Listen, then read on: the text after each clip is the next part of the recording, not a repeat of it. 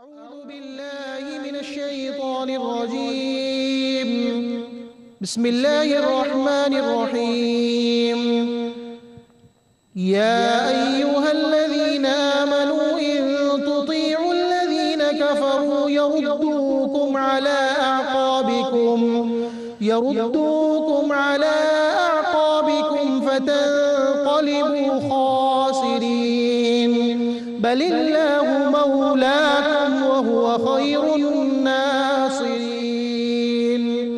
سنلقي في قلوب الذين كفروا الرعب بما أشركوا بالله ما لم ينزل به سلطانا ومأواهم النار وبئس مثوى الظالمين. ولقد صدقكم الله وعده إذ تحسونهم بإذنه حتى إذا فشلتم وتنازعتم في الأمر وعصيتم من بعد ما أراكم ما تحبون منكم من يريد الدنيا ومنكم من يريد الآخرة ثم صرفكم عنهم ليبتليكم ولقد عفا عنكم والله ذو فضل على المؤمنين. إذ تصعدون ولا تلوون على أحد والرسول يدعوكم في أخراكم فأثابكم غما بغم لكي لا تحزنوا على ما فاتكم ولا ما أصابكم والله خبير بما تعملون. صدق الله العظيم.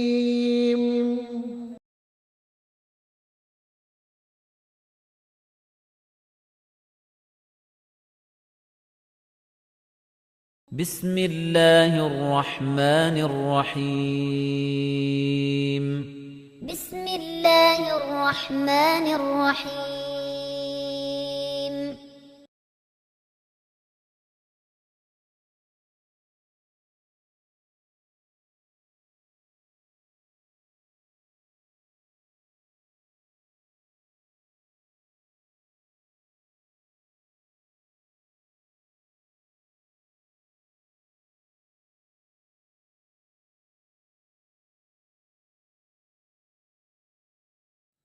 الحمد للہ رب العالمین والصلاة والسلام علی سید الانبیاء والمرسلین اما بعد اعوذ باللہ من الشیطان الرجیم بسم اللہ الرحمن الرحیم. یا ایہا الذین آمنوا ان تطیعوا الذین کفروا یردوکم علی اعقابکم فتنقلبوا خاسرین. صدق اللہ العظیم. اللہم صلی علی محمد وعلی آل محمد وبارک وسلم. رب اشرح لی صدری ویسر لی امری وَاحْلُلْ عُقْدَةً مِّن لِّسَانِي يَفْقَهُ قَوْلِي وَاجْعَل لِّي وَزِيرًا مِّنْ أَهْلِي آمین یا رب العالمین. ناظرین کرام السلام علیکم ورحمۃ اللہ وبرکاتہ. پروگرام بصیرت القرآن میں خوش آمدید. آج ہم انشاءاللہ تعالی پروگرام نمبر 110 سے گزریں گے اور آج ہم مطالعہ کریں گے انشاءاللہ سورہ آل عمران آیات 149 تا 153 کا. انہی آیات کی تلاوت کے ذریعے قاری سلمان صاحب نے پروگرام کا باقاعدہ آغاز فرما دیا ہے. روزانہ کی طرح ہمارے نوجوان ساتھی آج بھی اسٹوڈیوز میں موجود ہیں. آئیے انہیں خوش آمدید کہیں. قرآن اکیڈمی کراچی سے تشریف لاتے ہیں. السلام علیکم ورحمۃ اللہ وبرکاتہ. وعلیکم السلام ورحمۃ اللہ وبرکاتہ. خیریت سے ہیں؟ الحمدللہ. پچھلے پروگرام میں بھی آپ ہمارے ساتھ تھے ماشاءاللہ اور ہمیشہ ہوتے ہیں الحمدللہ. ناظرین کرام سب سے پہلے ہم سب کی ترغیب تشویق و یاد دہانی کے لیے مبارک فرمان نبی اکرم صلی اللہ علیہ وسلم کا. آئیے قرآن سیکھیں. فرمان نبوی صلی اللہ علیہ وسلم. اس قرآن میں تمہارے مسائل کا حل موجود ہے. جامع ترمذی کی روایت ہے اس قرآن میں تمہارے مسائل کا حل موجود ہے. آج مسئلہ پتہ ہے کیا ہے؟ ہم قرآن اس حوالے سے کھولتے ہی نہیں ورنہ قرآن ہم سے گفتگو کرتا ہے. سبحان اللہ. حضرت علی فرماتے رضی اللہ تعالیٰ عنہ جب میں اللہ سے باتیں کرنا چاہتا ہوں میں نماز میں کھڑا ہو جاتا ہوں اور جب میں چاہتا ہوں کہ اللہ مجھ سے باتیں کرے میں قرآن کھولتا ہوں. اللہ مجھے کس بات کا حکم دیتا ہے کس بات سے روکتا ہے اور میرے معاملات کے لیے اللہ مجھے کیا رہنمائی عطا کرتا ہے. کیا آج یہ یقین ہمیں ہے کہ اس میں ہمارے مسائل کا حل موجود ہے؟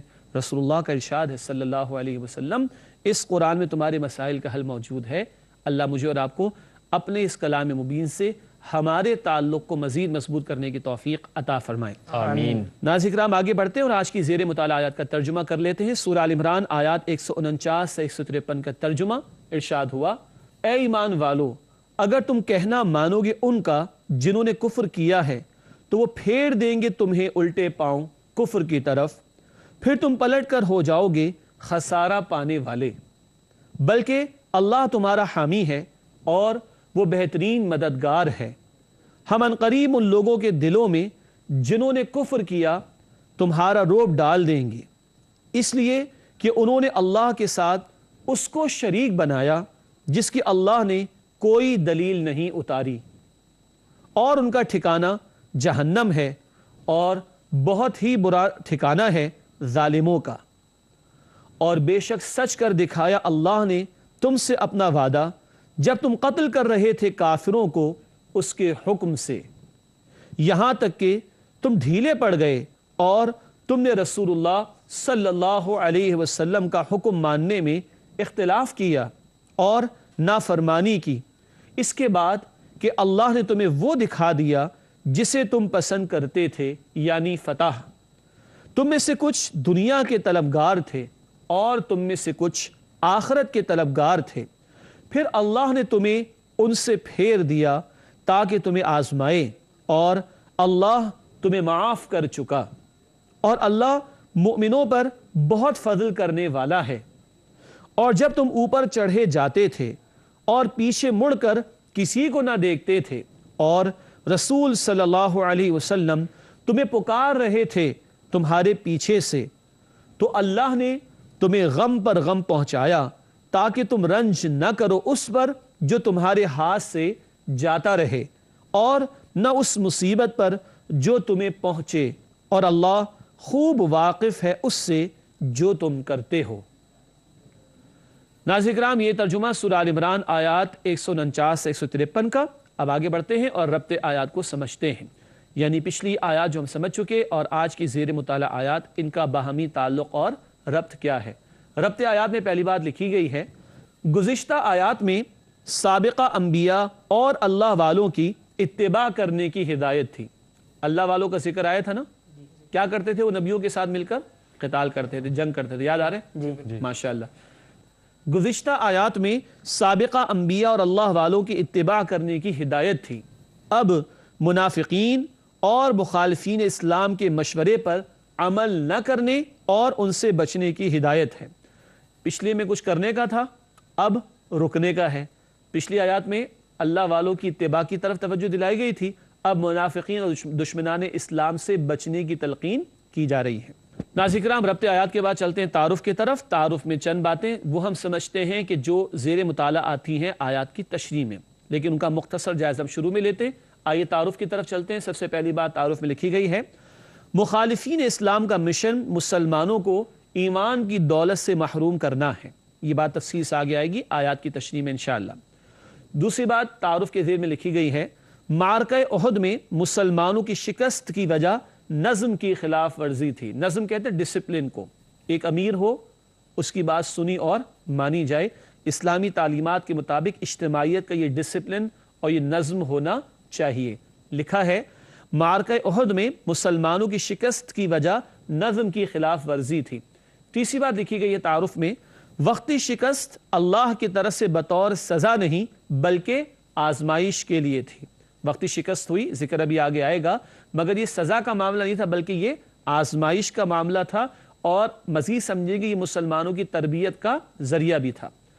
چوتھی اور آخری بات لکھی ہے تعارف میں، صحابہ کرام کی لغزش کی معافی کا اعلان۔ یہ بڑا پیارا انداز ہے قرآن کا، بعض خطاؤں کا ذکر ہوتا ہے مگر فوراً معافی کا بھی اللہ سبحانہ وتعالی اعلان فرما دیتے ہیں۔ ناظرین کرام یہ ہے تعارف آج کی زیر مطالعہ آیات کا۔ آگے بڑھتے ہیں اور تجزیے کی طرف چلتے ہیں۔ مراد ایک ایک آیت میں جو عنوان یا سب ٹاپک ہے اس کو ہم سمجھتے ہیں۔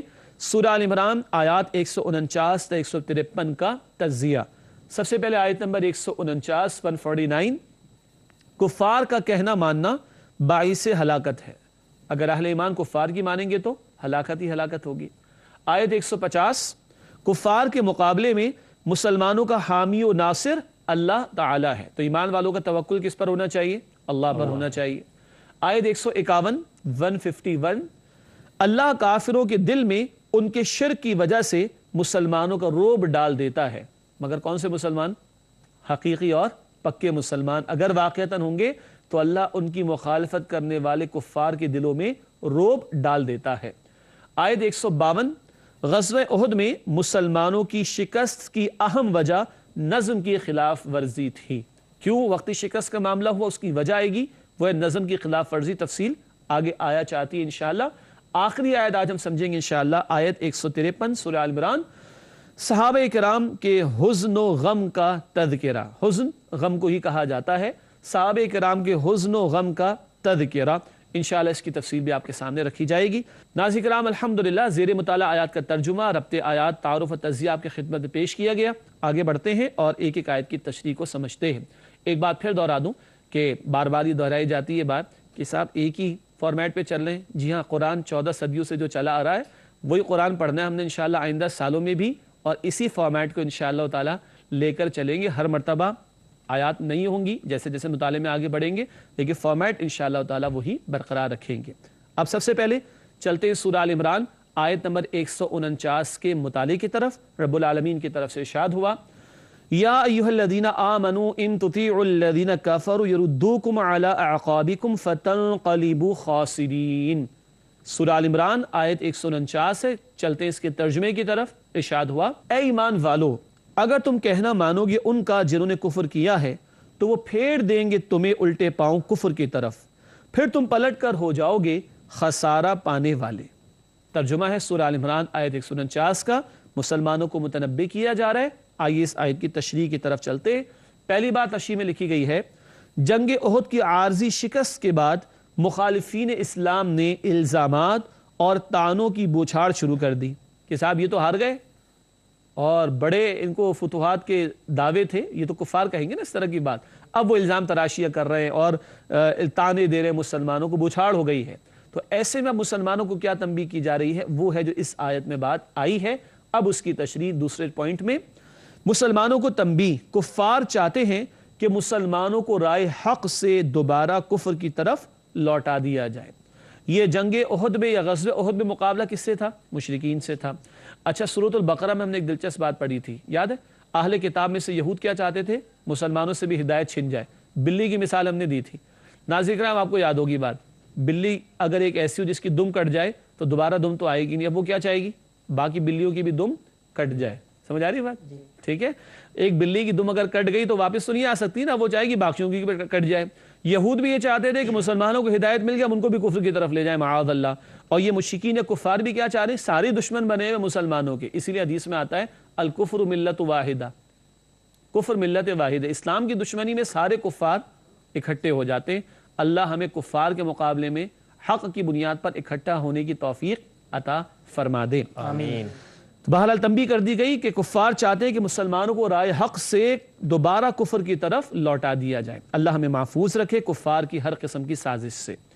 آگے چلتے ناظرین کرام، سورہ آل عمران آیت نمبر 150 کا مطالعہ کرتے ہیں۔ رب العالمین کی طرف سے ارشاد ہوا، بل اللہ مولاکم وہو خیر الناصرین۔ سورہ آل عمران آیت 150 کرتے ہیں اس کا ترجمہ۔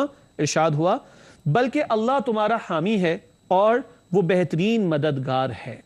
اللہ ہمیں اس بات کا یقین عطا فرمائے۔ کرتے ہیں اس آیت کی تشریح۔ پہلی بات لکھی ہے مولا کے معنی، آیا نا، اللہ تمہارا مولا ہے، اللہ تمہارا حامی ہے۔ مولا کے معنی آقا، ساتھی، مددگار، کئی معنی ہیں۔ دوست کو بھی مولا کہتے ہیں، ٹھیک ہے، دوست کو بھی مولا کہتے ہیں، تو کئی معنی ہیں، آقا، ساتھی، مددگار۔ یہاں کیا معنی؟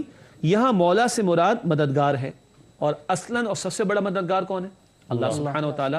تو یہاں مولا کس معنی میں استعمال ہوا؟ مددگار ہونے کے معنی میں۔ اس کی تشریح اگلے پوائنٹ میں ہے، اہل ایمان کو تسلی کہ اغیار کی تمام تر سازشوں کے خلاف ان کا مددگار اللہ تعالی ہے۔ غیر سے اغیار، دوسرے غیر، کفار، مخالفت کرنے والے اغیار، ٹھیک ہے۔ اہل ایمان کو تسلی کہ اغیار کی تمام تر سازشوں کے خلاف ان کا مددگار اللہ تعالی ہے۔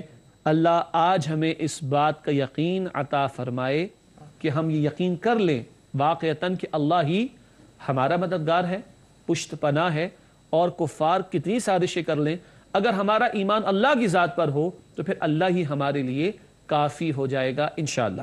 ناظرین کرام، اس کے بعد چلتے ہیں اگلی آیت کے متعلق کی طرف۔ سورہ آل عمران آیت 151، رب العالمین کی طرف سے ارشاد ہوا سَنُلْقِي فِي قُلُوبِ الَّذِينَ كَفَرُوا الرُّعْبَ بِمَا أَشْرَكُوا بِاللَّهِ مَا لَمْ يُنَزِّلْ بِهِ سُلْطَانًا وَمَأْوَاهُمُ النَّارُ وَبِئْسَ مَثْوَى الظَّالِمِينَ۔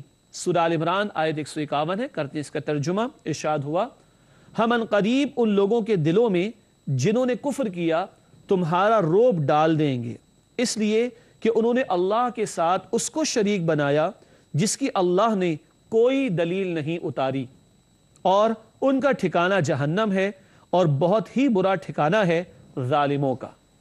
ناظرین کرام، یہ ترجمہ سورہ آل عمران آیت 151 کا۔ چلتے ہیں اس آیت کی تشریح کی طرف۔ پہلی بات تشریح میں لکھی گئی ہے اہل ایمان کو بشارت کہ اللہ کافروں کے دلوں میں ان کے شرک کی وجہ سے مسلمانوں کا روب بٹھا دے گا۔ یہ بڑی پیاری تسلی اللہ کی طرف سے۔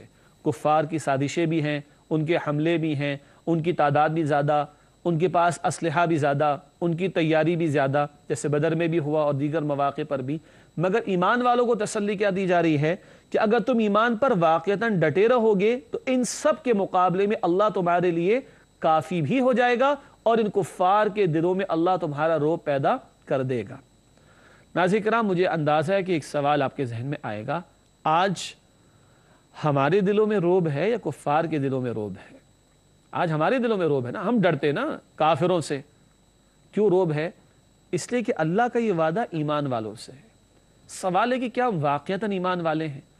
لپ سروسنگ اور کلیمز ہیں، یا دل میں بھی یقین اور ایمان موجود ہے؟ زبان کی نوک پر ایمان محدود ہے یا دل کی گہرائیوں میں ہے؟ دل میں ہوگا، دل کی گہرائیوں میں ہوگا، تب اللہ کا یہ وعدہ ہے، معاف کیجیے گا، محض جھوٹے دعوے داروں کے لیے اللہ کے یہ وعدے نہیں۔ تشریح کا اگلا نقطہ ہے کافر دنیا میں ناکامی سے دوچار ہوں گے اور آخرت میں جہنم ان کا ٹھکانہ بنے گی۔ یہ بالآخر ہوا کرتا ہے، ورنہ ہر دور میں حق و باطل کا معرکہ تو جاری رہے گا، کبھی اونچ نیچ تو رہے گی، لیکن بالآخر کفار کے لیے ناکامی ہے، اور بالکل بالآخر تو وہ جہنم کا معاملہ ہے کفار کے لیے۔ اللہم انا نعوذ بک من عذاب جہنم، اے اللہ ہم تیری پناہ میں آنا چاہتے جہنم کے عذاب سے۔ ناظرین کرام، الحمدللہ 3 آیات کا مطالعہ مکمل ہوا، اگلی 2 آیات کا مطالعہ کریں گے انشاءاللہ، مگر آپ سے ملاقات ہوتی ہے ایک وقفے کے بعد۔ امید ہے آپ ہمارے ساتھ رہیں گے۔ السلام علیکم ورحمۃ اللہ وبرکاتہ۔ ناظرین کرام، پروگرام بصیرت القرآن میں خوش آمدید۔ آج ہم مطالعہ کر رہے ہیں سورہ آل عمران آیات 149 سے 153 کا۔ چلتے ہیں آیت نمبر 152 کے مطالعے کی طرف۔ رب العالمین کی طرف سے ارشاد ہوا وَلَقَدْ صَدَقَكُمُ اللَّهُ وَعْدَهُ إِذْ تَحُسُّونَهُمْ بِإِذْنِهِ حَتَّى إِذَا فَشِلْتُمْ وَتَنَازَعْتُمْ فِي الْأَمْرِ وَعَصَيْتُم مِّن بَعْدِ مَا أَرَاكُم مَّا تُحِبُّونَ مِنكُم مَّن يُرِيدُ الدُّنْيَا وَمِنكُم مَّن يُرِيدُ الْآخِرَةَ ثُمَّ صَرَفَكُمْ عَنْهُمْ لِيَبْتَلِيَكُمْ وَلَقَدْ عَفَا عَنكُمْ وَاللَّهُ ذُو فَضْلٍ عَلَى الْمُؤْمِنِينَ۔ سورہ آل عمران آیت نمبر 152 ہے۔ چلتے اس آیت کی ترجمے کی طرف۔ ارشاد ہوا اور بے شک سچ کر دکھایا اللہ نے تم سے اپنا وعدہ جبکہ تم قتل کر رہے تھے کافروں کو اس کے حکم سے، یہاں تک کہ تم ڈھیلے پڑ گئے اور تم نے رسول اللہ صلی اللہ علیہ وسلم کا حکم ماننے میں اختلاف کیا اور نافرمانی کی، اس کے بعد کہ اللہ نے تمہیں وہ دکھا دیا جسے تم پسند کرتے تھے، یعنی فتح۔ تم میں سے کچھ دنیا کے طلبگار تھے اور تم میں سے کچھ آخرت کے طلبگار تھے، پھر اللہ نے تمہیں ان سے پھیر دیا تاکہ تمہیں آزمائے، اور اللہ تمہیں معاف کر چکا، اور اللہ مؤمنوں پر بہت فضل کرنے والا ہے۔ ناظرین کرام، یہ ترجمہ سورہ آل عمران آیت 152 کا۔ چلتے ہیں اس آیت کی تشریح کی طرف۔ بہت اہم آیت ہے، چند اہم نازک مباحث بھی ہمیں سمجھنا ہے، آپ کی مزید توجہ درکار ہوگی۔ تشریح کا پہلا نقطہ لکھا گیا ہے جنگ کی ابتدا میں اللہ تعالی نے مسلمانوں کو فتح عطا فرمائی۔ بھائی کون سی جنگ کا بیان چل رہا ہے؟ غزوہ احد کے حوالے سے۔ کون سی جنگ چل رہی ہے؟ جی ناظرین کرام، کانٹیکس کو سامنے رکھیے گا تاکہ ہم کہیں کھو نہ جائیں۔ غزوہ احد کا بیان چل رہا ہے۔ جنگ کی ابتدا میں اللہ تعالی نے مسلمانوں کو فتح عطا فرمائی۔ آگے لکھا ہے تاہم ابتدائی فتح کو دیکھ کر درے پر متعین مسلمانوں میں اختلاف ہو گیا۔ ناظرین کرام، آپ کو یاد ہوگا جب ہم نے مطالعہ شروع کیا تھا سورہ آل عمران کے 13ویں رکوع کا آیت نمبر 121 سے، تو غزوہ احد کا مختصر تعارف آپ کے سامنے رکھا گیا تھا۔ حاصل کلام یہ کہ نبی اکرم صلی اللہ علیہ وسلم مدینہ طیبہ سے باہر آئے اور کفار کی جو فوج آ رہی تھی، لشکر آ رہا تھا، اس کا مقابلہ کرنے کا آپ نے فیصلہ کیا، اور آپ صلی اللہ علیہ وسلم نے ایک جگہ جہاں درہ سا تھا، جہاں سے کراس کر کے پیچھے سے آ کر حملہ کرنے کا امکان تھا، آپ نے سارے پہاڑی سلسلے کو اپنے پیچھے لیا، مگر ایک جگہ جہاں سے پہاڑوں کے پیچھے سے گھوم کر آنے کا امکان تھا، وہاں پر آپ نے 50 صحابہ کرام کو مقرر فرما دیا۔ اس کو ہم درہ کہہ رہے ہیں۔ کیا کہہ رہے ہیں؟ درہ، ٹھیک ہے۔ اور یہاں ایک امیر تھے عبداللہ بن جبیر رضی اللہ عنہ، یعنی صحابی ہیں، ان کو نبی اکرم صلی اللہ علیہ وسلم نے امیر مقرر کر دیا۔ تو ان 50 پر اب امیر کون ہو گئے؟ حضرت عبداللہ بن جبیر رضی اللہ عنہ۔ تفاسیر میں ناظرین کرام یہ آپ کو پورا واقعہ اور صحابی کا نام بھی مل جائے گا رضی اللہ تعالی عنہ۔ اور آپ صلی اللہ علیہ وسلم نے تاکید فرمائی کہ اس کو کسی صورت بھی مت چھوڑنا۔ ابتدائی طور پر جنگ ہوئی، مسلمانوں کو جیت حاصل ہوئی۔ جب اس درے پر متعین لوگوں نے دیکھا تو ایک غلطی ہو گئی۔ کیا؟ انہوں نے سمجھا، اکثر نے 30 سے 35 افراد نے، کہ فتح تو مل گئی۔ صحابی جو تھے عبداللہ بن جبیر جو ان کے امیر تھے نا رضی اللہ عنہ، ان کو مقرر کس نے کیا تھا؟ رسول اکرم صلی اللہ علیہ وسلم نے۔ ان کی بات ماننا بھی ضروری تھا۔ وہ روک رہے ہیں، یہ کہہ رہے نہیں، فتح تو ہو گئی۔ اختلاف ہو گیا، خطا ہو گئی، لغزش ہو گئی، اور درہ انہوں نے چھوڑ دیا۔ پھر کیا ہوا؟ خالد بن ولید ابھی تک ایمان نہ لائے تھے، بعد میں ایمان لائے رضی اللہ تعالی عنہ۔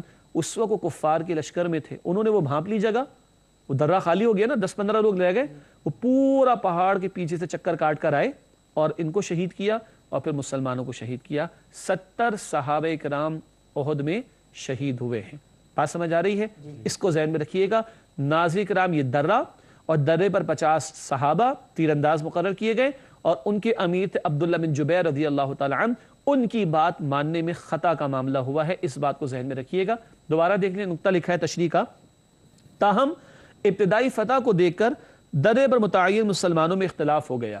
جو چھوڑ گئے درہ، ان کی رائے کیا تھی؟ فتح اللہ نے عطا فرما دی، اب درے پر رکنے کی کوئی حاجت نہیں ہے۔ نیک نیتی کے ساتھ چھوڑا، بد نیتی نہیں تھی، مگر خطا ہو گئی کہ امیر کی بات نہیں مان رہے۔ آگے لکھا ہے، نبی کریم صلی اللہ علیہ وسلم کے مقرر کردہ امیر عبداللہ بن جبیر رضی اللہ تعالی عنہ کی بات کی خلاف ورزی اور اجتہادی غلطی ہو گئی۔ اجتہادی غلطی سے مراد یہ کہ نیک نیتی تھی، بد نیتی نہیں تھی۔ رائے کا اختلاف ہو سکتا ہے نیک نیتی کے ساتھ بھی، لیکن مقامی امیر ان کے کون تھے؟ عبداللہ بن جبیر، ان کی بھی خلاف ورزی ہو گئی حکم کے اعتبار سے۔ آگے لکھا ہے، نتیجہ یہ نکلا کہ مسلمانوں کو وقتی شکست کا سامنا کرنا پڑا۔ کتنے صحابہ شہید ہوئے؟ 70 صحابہ کرام شہید ہوئے رضی اللہ تعالی عنہم اجمعین۔ غور کیجئے گا، لیکن اللہ سبحانہ وتعالی کا کتنا پیارا کلام، اسکرین پر دیکھیں، لیبتلیکم، تاکہ اللہ تمہیں آزمائے۔ سزا کا ذکر نہیں ہے، آزمائش کا ذکر ہے، اور آگے ذکر آئے گا اللہ نے ان کو معاف بھی فرما دیا۔ اس کو میں نے درمیان میں کہا تھا، جہاں خطا کا ذکر آتا ہے صحابہ کرام کے بارے میں، وہاں معافی کا بھی اعلان ہو جاتا ہے۔ اب لکھا ہے آگے، لیبتلیکم، فرما کر یہ ظاہر فرما دیا گیا کہ عارضی شکست سزا نہیں، بلکہ عارضی شکست سزا نہیں بلکہ بطور آزمائش اور تربیت کے لیے تھی۔ اللہ آزما رہا ہے اور اللہ تربیت دینا چاہتا ہے صحابہ کرام کو۔ اور پہلے ہم نے پڑھا تھا، کچھ کو اللہ تعالیٰ شہادت کا رتبہ بھی عطا فرمانا چاہتا تھا، 70 صحابہ کرام کو جام شہادت نوش کرنے کا موقع بھی ملا۔ آخری بات اشی میں یہاں لکھی ہے، اہل ایمان کو یہ سمجھانا مقصود تھا کہ جماعتی نظم، یعنی ڈسپلن اور امیر کی اطاعت لازم ہے۔ ذرا امیر کی بات نہیں مانی گئی تو کتنا بڑا لاس ہوا، 30 سے 35 سے درہ چھوڑا تو 70 صحابہ کرام شہید ہوئے۔ یہ تربیت کرانا بھی مقصود تھا کہ ڈسپلن کو، نظم کو فالو کریں اور امیر کی اطاعت کو ہمیشہ ہر حال میں مقدم رکھیں۔ ناظرین کرام، آج کے مطالعے کے اعتبار سے آخری آیت ہے سورہ آل عمران، آیت نمبر 153، چلتے ہیں اس کے مطالعے کی طرف۔ رب العالمین کی طرف سے ارشاد ہوا، اذ تسعدون ولا تلوون على احد والرسول يدعوكم في اخراكم فاثابكم غما بغم لكي لا تحزنوا على ما فاتكم ولا ما اصابكم والله خبير بما تعملون۔ سورہ آل عمران آیت 153 ہے، چلتے ہیں اس آیت کے ترجمے کی طرف۔ ارشاد ہوا، اور جب تم اوپر چڑھے جاتے تھے اور پیچھے مڑ کر کسی کو نہ دیکھتے تھے اور رسول صلی اللہ علیہ وسلم تمہیں پکار رہے تھے تمہارے پیچھے سے، تو اللہ نے تمہیں غم پر غم پہنچایا تاکہ تم رنج نہ کرو اس پر جو تمہارے ہاتھ سے جاتا رہے، اور نہ اس مصیبت پر جو تمہیں پہنچے، اور اللہ خوب واقف ہے اس سے جو تم کرتے ہو۔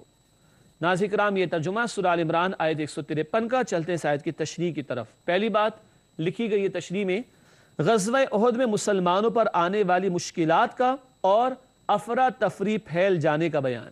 بڑی مشکل پیش آ گئی، کیوں؟ اول ابتدان مسلمانوں کو فتح ملی تھی تو کفار کے بھی کچھ لوگ قتل ہوئے، لیکن پیچھے سے جب یہ درہ کھلا رہ گیا اور خالد بن ولید پیچھے سے آئے، بعد میں ایمان لائے رضی اللہ عنہ، تو ادھر پیچھے سے حملہ ہوا اور ادھر بھاگتے مشرکین نے پلٹ کر حملہ کیا، درمیان میں اب مسلمان ہیں۔ پھر صحابہ کرام 70 کی تعداد میں شہید ہوئے، حتیٰ کہ رسول اکرم صلی اللہ علیہ وسلم بھی لہو لہان ہوئے، آپ کے جسم اطہر سے بھی خون بہا، افواہ اڑا دی گئی کہ آپ معاذ اللہ شہید کر دیے گئے۔ یہ تفصیلات پہلے بھی آ چکی ہیں۔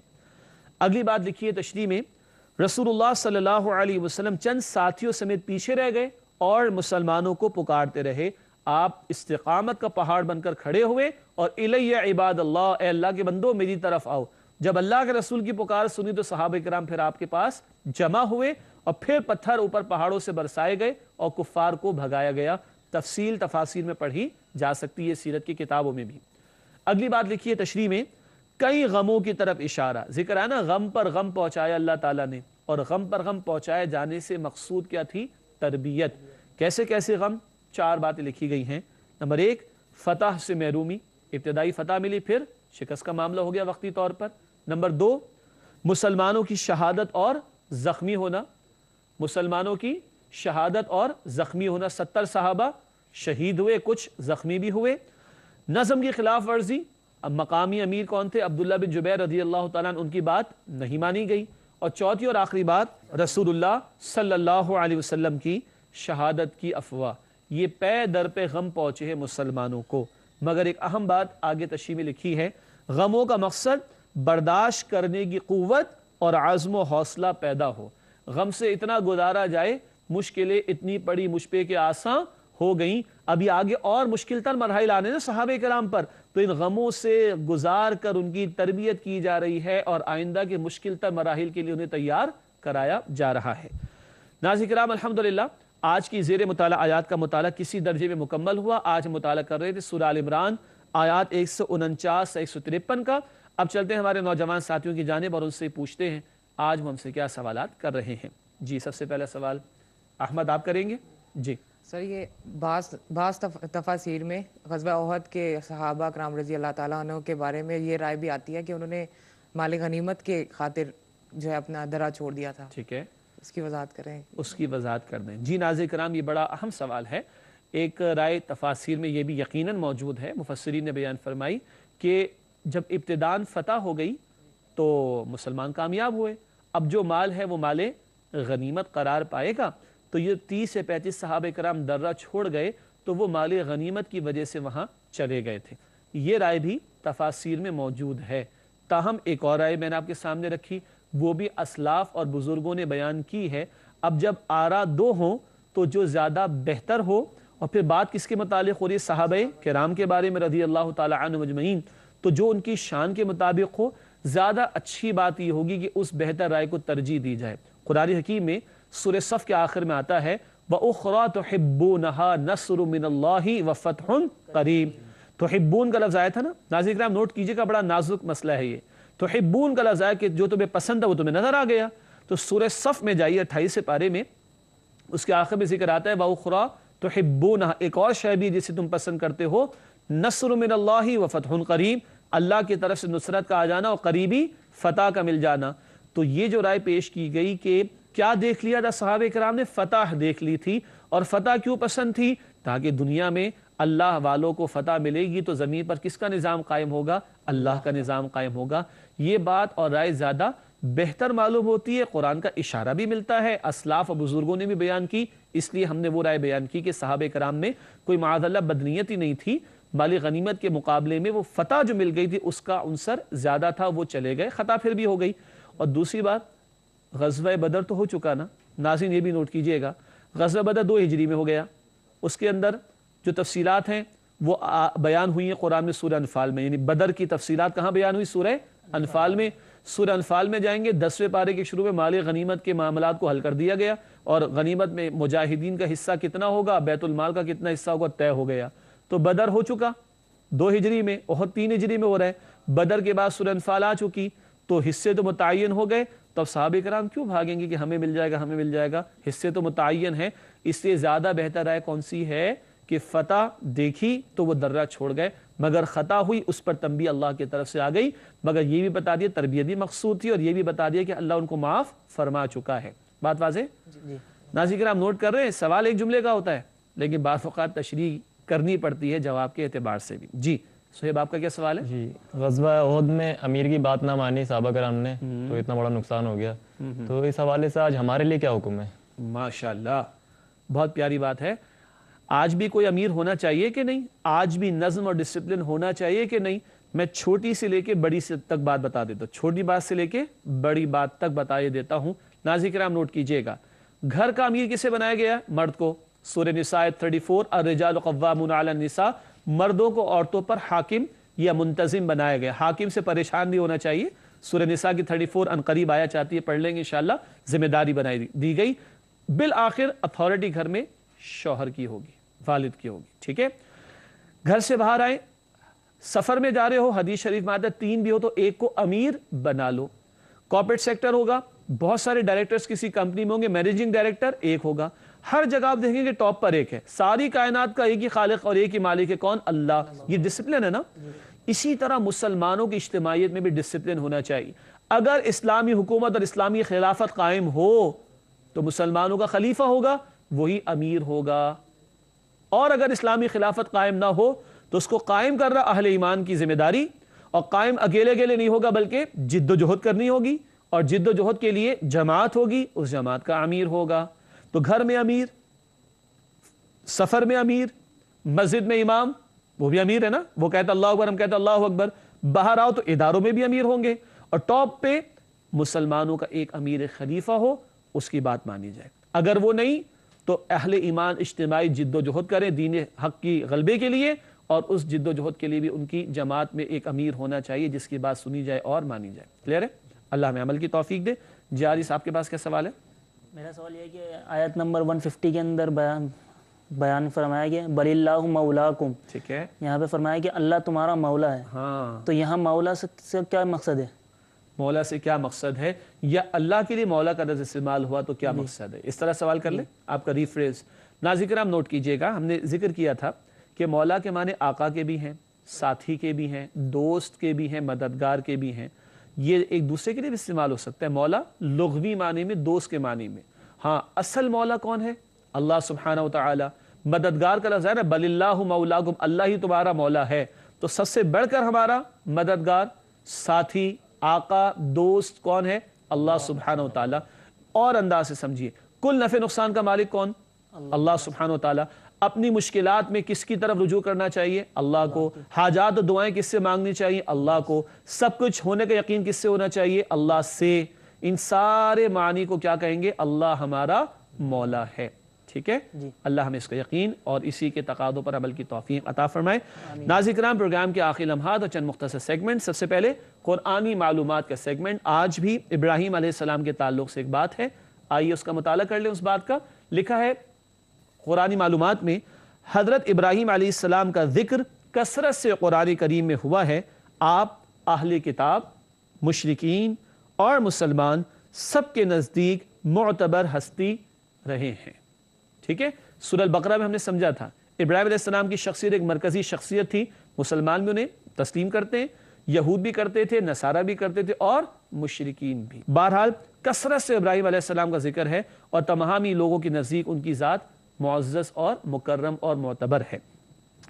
ناظرین کرام چلتے ہیں حاصل مطالعہ کی طرف۔ دو باتیں آپ سمجھیں گے، جن باتوں کو ہم نے سمجھا ان کا مختصر حاصل۔ پہلی بات حاصل مطالعہ میں لکھی ہے، نظم کی خلاف ورزی اور امیر کی نافرمانی نقصان کا باعث ہوتی ہے۔ تو یہ نظم کی فرما برداری، نظم کی پاسداری، امیر کی فرما برداری گھر، محلوں میں، آفیسز میں، نظام حکومت میں، پوری امت کی سطح پر مطلوب ہے۔ دوسری اور آخری بات حاصل مطالعہ میں، وقتی شکست کا ایک اہم مقصد اہل ایمان کی تربیت کرنا تھا، غموں سے گزار کر ان کو اور کندن مضبوط اور پختہ کرنا تھا۔ آج بھی اگر کچھ غم آ جائے کریں تو پریشان نہیں ہونا چاہیے کہ یہ ہماری تربیت کا بھی حصہ بنتے ہیں۔ ناظرین کرام، اس کے بعد ہمارا سیگمنٹ ہے جائزے کا۔ جائزے کا مطلب کون بتائے گا بھی آپ میں سے؟ جی، ہم اپنے آپ کا جائزہ لیتے ہیں کہ ہمیں کون سی کوتاہیاں، کیا خامیاں۔ ماشاءاللہ، ہم اپنا جائزہ لیتے ہیں، ہمیں کیا کوتاہیاں، کیا کمیاں ہیں، کس حوالے سے جن باتوں پر ہم نے گفتگو کی قرآن حکیم کی آیات کی روشنی میں۔ 3 باتیں جائزے میں۔ پہلی بات، کیا ہم اللہ تعالیٰ ہی کو اپنا حامی و ناصر مانتے ہیں؟ جیسے کہ سوال آیا تھا حارث کا، مولا، تو اصل مولا ہمارا کون ہے؟ اللہ۔ کیا ہم اللہ تعالیٰ ہی کو اپنا حامی و ناصر مانتے ہیں؟ دوسرا سوال جائزے کے لیے، کیا ہم اجتماعی معاملات میں نظم کی پابندی کرتے ہیں؟ کوئی اسلامی نظام قائم ہے کہ نہیں؟ اگر نہیں تو قائم کرنا ہے، اور جد و جہد کرنی اجتماعی طور پر، اور امیر ہو اس کے ہاتھ پر بیعت ہو اور اس کے تقاضوں پر عمل کیا جائے۔ ناظرین کرام، مجھے پتا ہے کہ یہ باتیں آج ہم بھلا چکے ہیں، ٹھیک ہے، سڑک پر تو ہم ڈسپلن فالو کر لیتے ہیں شاید، مگر دین کے معاملات کے حوالے سے ہم بالکل کورے ہو جاتے ہیں۔ غور کیجئے گا۔ آخری سوال جائزے کے لیے، کیا ہم غموں کو تربیت کا ذریعہ سمجھتے ہیں یا بس چیختے چلاتے اور واویلے ہی مچاتے ہیں؟ اللہ کے حبیب مکرم کی زندگی میں کتنے غم ہیں صلی اللہ علیہ وسلم، دیکھیے، یاد کریں گے ان غموں کو تو یہ ہماری تربیت کا حصہ اور ذریعہ بنیں گے انشاءاللہ۔ آخری 2 باتیں پروگرام میں شامل کرتے ہیں۔ گزشتہ سوال کا جواب، پچھلے پروگرام میں سوال رکھا گیا تھا، مجھے حکم دیا گیا ہے کہ میں تمہارے درمیان عدل کو قائم کروں، یہ بات کس آیت میں بیان کی گئی ہے؟ درست جواب ہے سورۃ الشورى آیت نمبر 15۔ ہم نے آپ کو حوالہ دیا تھا ہنٹ کے طور پر سورہ شورى کا، اسی میں یہ آیت ہے وَأُمِرْتُ لِأَعْدِلَ بَيْنَكُمْ۔ نبی اکرم صلی اللہ علیہ وسلم کا مشن تھا اللہ کی زمین پر عدل کو قائم کرنا۔ 23 برس کی جد و جہد کا ایک حاصل تھا زمین پر، رب کی زمین پر رب کا عطا کردہ عادلانہ نظام قائم ہو جائے۔ آج کا سوال نوٹ کیجئے گا، اسی کے تسلسل میں تمام رسولوں کا بھی یہی مشن تھا، عدل قائم ہو جائے۔ نوٹ کیجئے آج کا سوال، ہم نے رسولوں کو نشانیوں کے ساتھ بھیجا اور ان کے ساتھ کتابیں اور میزان نازل فرمائی تاکہ لوگ عدل پر قائم ہوں۔ یہ بات کس آیت میں بیان کی گئی ہے؟ اللہ کا فرمان ہے ہم نے رسولوں کو نشانیوں کے ساتھ بھیجا اور ان کے ساتھ کتابیں اور میزان نازل فرمائی تاکہ لوگ عدل پر قائم ہوں۔ یہ بات کس آیت میں بیان کی گئی ہے؟ 27 پارے میں تلاش کیجئے گا، چلیے اور آسان کر دیں، 27 پارے کا دوسرا جو حاف ہے، سیکنڈ نصف کے بعد والا حصہ، اس میں تلاش کیجئے گا، انشاءاللہ آپ کو اس کا جواب ملے گا جو پیش کریں گے اگلے پروگرام میں آپ کی خدمت میں۔ ناظرین کرام، اسی کے ساتھ پروگرام کا وقت مکمل ہوتا ہے۔ آپ ساتھیوں کا بہت شکریہ، اللہ آپ کو جزائے خیر عطا فرمائے۔ اپنی دعاؤں میں ناظرین کرام ہم سب کو یاد رکھیے، اللہ تعالی ہم سب کو اپنے کلام مبین سے ہمارے تعلق کو مزید مضبوط کرنے اور اس کے حقوق ادا کرنے کی توفیق عطا فرمائے، آمین یا رب العالمین۔ وآخر دعوانا ان الحمد للہ رب العالمین، والسلام علیکم ورحمۃ اللہ وبرکاتہ۔